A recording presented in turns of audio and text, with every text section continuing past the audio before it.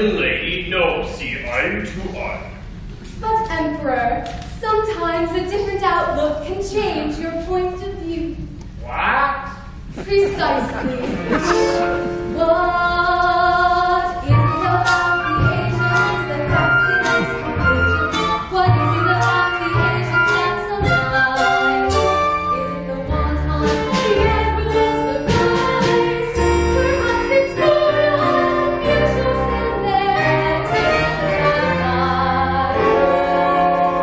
What is it about Caucasians that mystifies the Asians?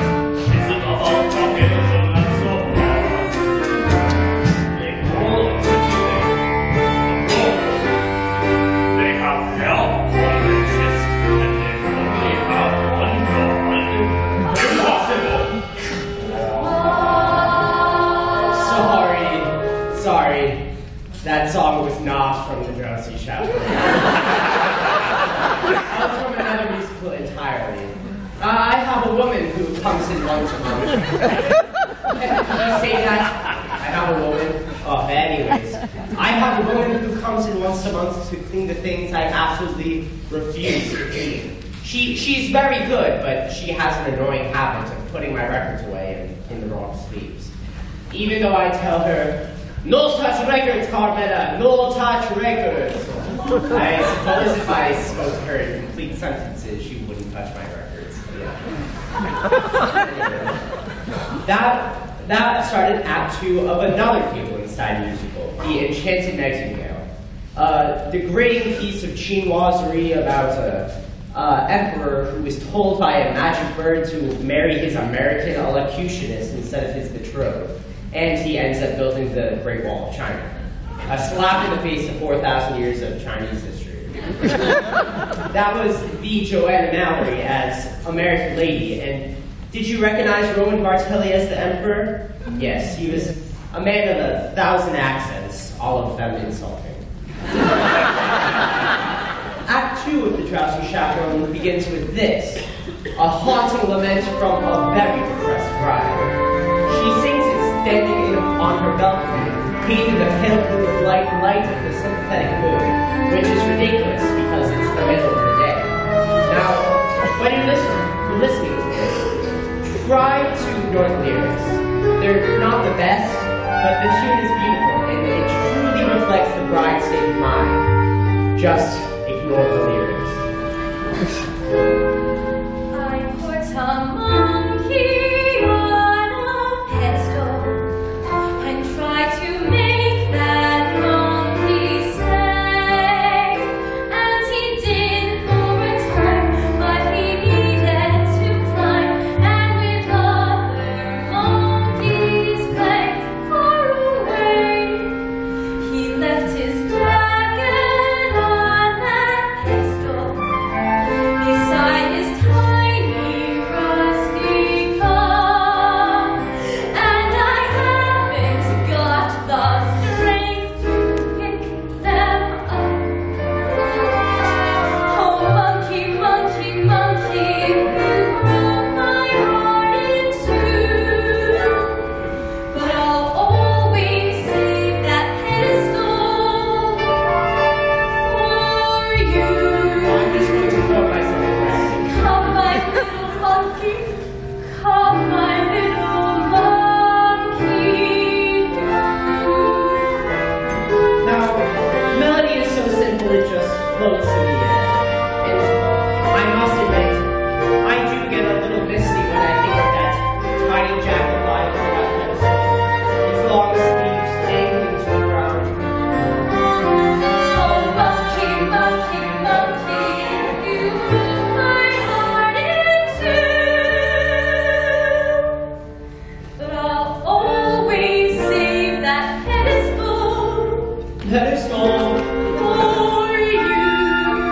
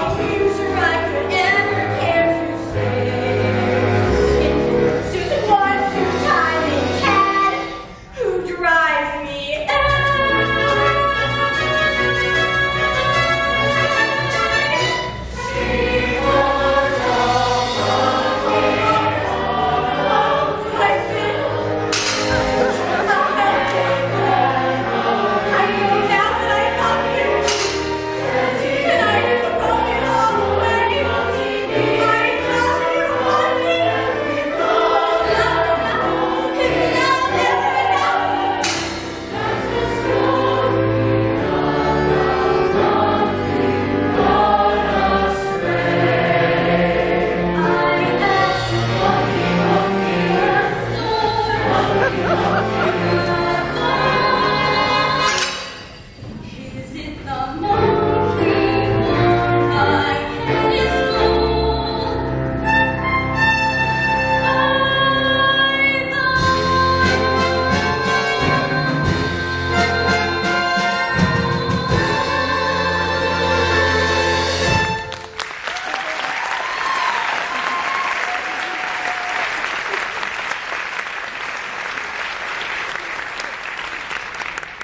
Don't you just love that number? It has a little bit of everything. A little Busby Berkeley, a little jingle. And that's another thing about musicals in general. When a character is in a crisis, they sing and dance, which is so much more interesting than just whining about it. But that's the glory of musical theater. Oh! This is what I'm talking about. You get to be happy for 5 seconds and then something starts ringing. What a beautiful day for a wedding!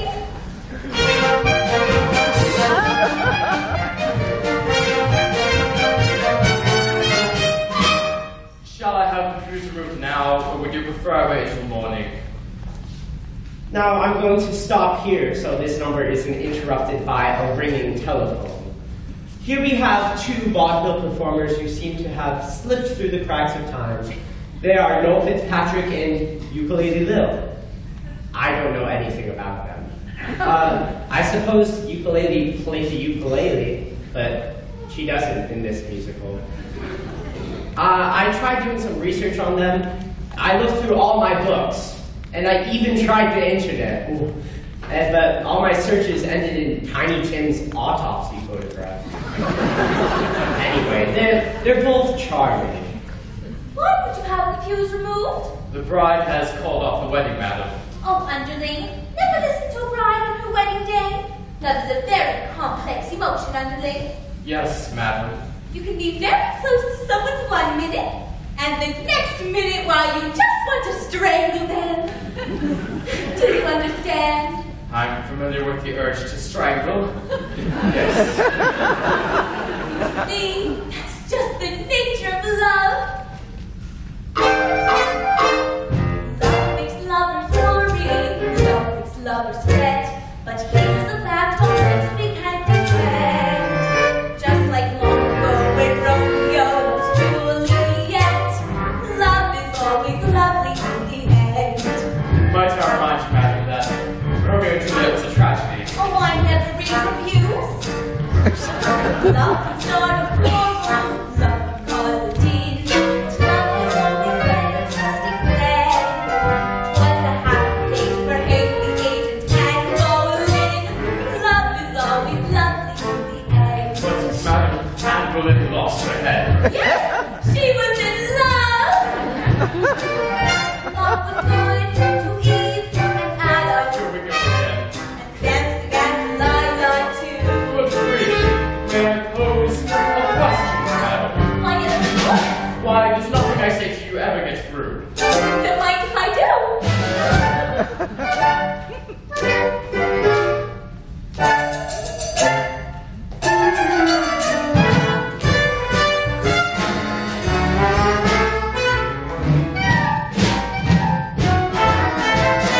Love is always lovely in the end.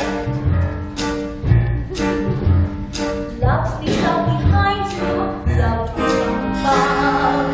But love would never consciously offend.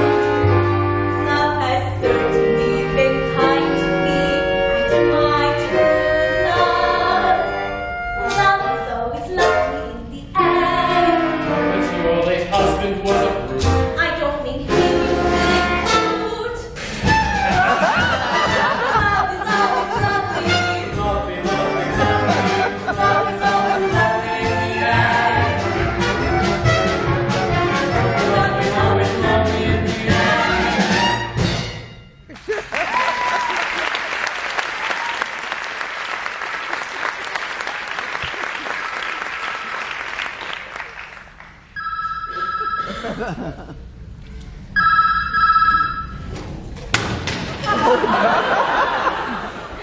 that was charming, but to be frank, on some level, that number pisses me off. Now, I'm going to say something here, and yes, I have been drinking. But I'm going to go out on a limb here and say love is not always welcome in bed. Sure. And another thing, surely someone was aware of the awkward sexual connotation of the title. Love is always lovely in the end. Oh. Is it just me? Anyway, what I'm saying is that number is naive and irresponsibly so. Oh, sorry. I just thought that needed to be said for the benefit of the young people. Oh, there is a moment coming up that I've become obsessed with.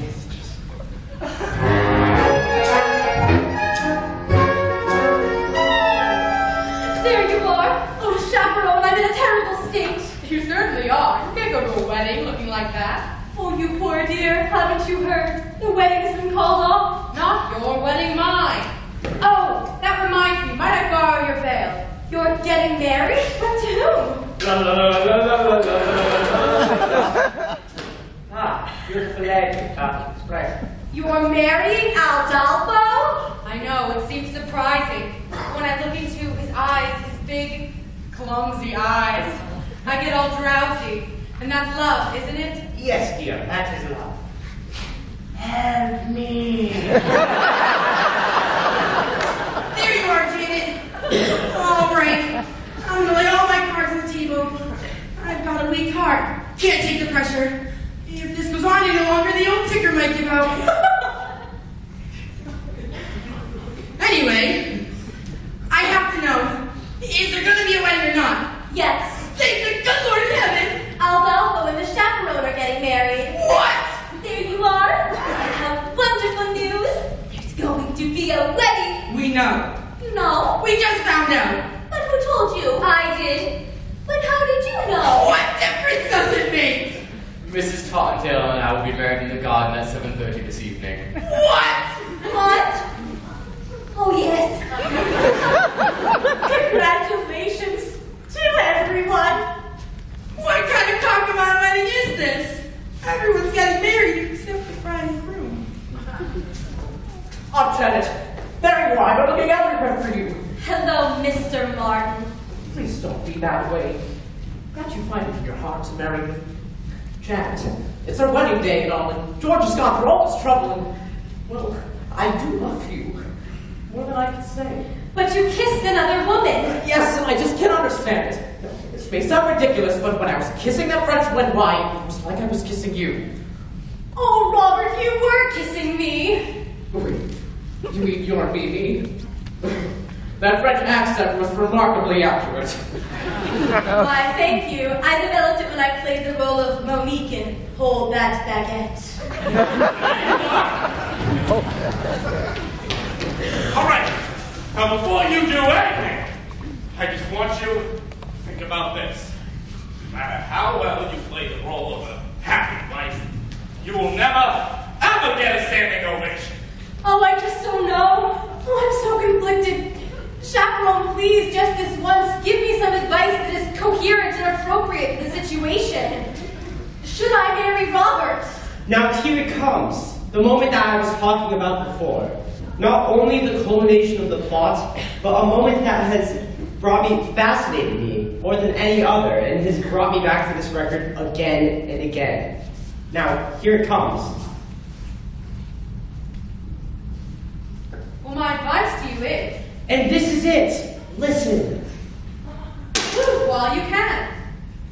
You see, you can't quite make out what she says because someone drops a cane. I'll play it for you again. Well, you can. Is she saying live while you can or leave while you can? Well, you can. Now, it's Beatrice Stockwell, so it might just be a cynical quip, but this is a wedding after all, and that's exactly what you think when you're standing there at the altar. Isn't it live or leave. And you have to live because you do love her in some way. It's not an exact science. An arrow doesn't come down out of the sky and point to the one you're supposed to be with. So one day you say it to someone. You say, I love you? And you basically phrase it as a question, so they accept it as a fact. And all of a sudden, there she is, standing in front of you in a $3,000 dress, with tears in her eyes, and her nephew made the hubbub, and what do? You say I was joking, I was kidding. No, you can't. You live. You choose to live. And for a couple of months, you stare at the alien form in the bed beside you, and you think to yourself, who are you? Who are you? And one day you say it out loud. And then it's trial separation and couples counseling, and all of your conversations are about her disorder and your addiction. And you're constantly redefining and reevaluating and revisiting before you finally lose the down payment on the house. And the whole relationship ends on a particularly ugly note, with your only costume gypsy flying through the air and smashing against the living room wall. But still, in a larger sense, in a broader sense, it's better to have lived than left, right? All you can. You don't know how many times I've listened to that. You certainly have a way with words, Chaperone. Robert, my answer is yes, I will marry you. Wonderful! Wonderful. Well, Mr. Felting, it appears this wedding's a done deal. Looks like you're in trouble now. And there's nothing you can do about it. But wait! There is. I found a replacement. A new leading lady. Now presenting Kitty the Incredible! Alright, Kitty, I want you to concentrate and show the boys how you can read my mind. Kitty, will you marry me? Mr. Felton, yes! Isn't she amazing? Well, what are we waiting for, ladies?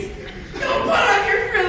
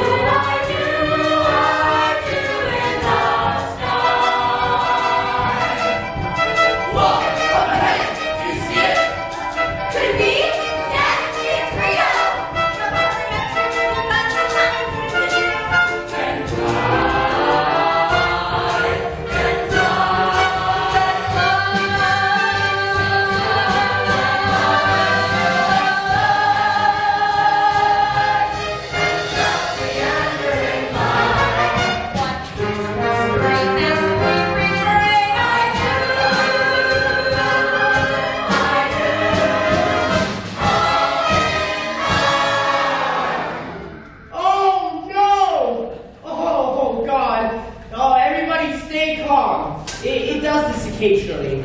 It's a horrible old apartment with terrible wiring. Just keep the show alive in your minds. Don't talk to anyone. Be quiet. I'll find the fuse box. Everybody be quiet. It's the super! Thank God. Hey, whoa! Hi there. Hello. Your lights went out. Yes. Yeah, we had to shut the power off because we're replacing the breaker panel in the basement. Yes. So we replaced it. But when we did, all the lights in the apartments, they just tripped. Yes. That's what happens. It's normal. Yes. So I gotta reset your breakers. Now? It'll only take a second. All right. All right. I tried calling you earlier, but you did not answer. Yes, I've been having trouble with the phone. Ah, here we go.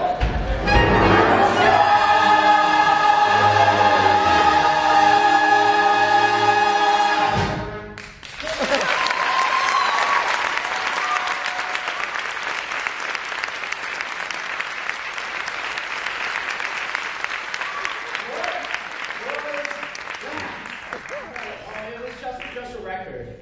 You like music? It was a show, you know, a musical. You like musicals? No. I love musicals! I go with the wife all the time. Did you see the Saigon? They played the helicopter on the stage in that one.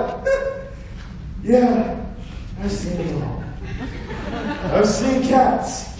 I've seen Les Mis. It's not Saturday Night Fever. Although the movie was way better. Really? Well, goodbye. Well, that's it.